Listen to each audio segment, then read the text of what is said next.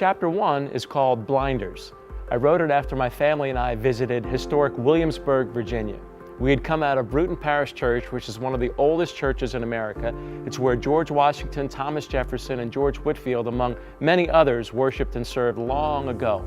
Now, I love history, so our trip there was the next best thing to time travel for me. When we came out of the church and walked down the street, I was imagining what it must have been like to be among those famous people walking down that exact same street during that time.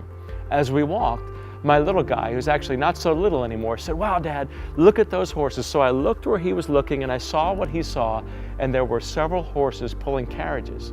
And before I had a chance to respond any further, both of our sons were off and running toward one of the horses that was standing curbside. Janet and I finally caught up with our boys, and I was struck by the contraption that this particular horse had on its head, a set of blinders. You know, blinders are what make it impossible for a horse to look at anything except what's right in front of it. And then it hit me that this is exactly the way many Americans are living right now. It's as if each of us has been fitted with a custom set of blinders, making it impossible for us to see the things that are happening all around us.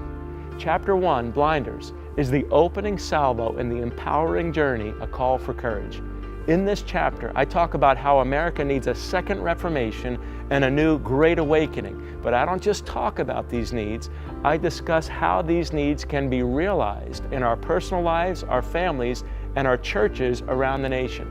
Now, I don't know about you, but I'm tired of simply hearing people talk about how America needs a genuine spiritual awakening. I want to see it happen now. Chapter 1, Blinders, is a wake-up call to each of us, filled with inspiration to believe once again that God can and will do powerful things in our lives, our families, and our churches if we'll simply remove the blinders that have kept us from seeing the things we must see.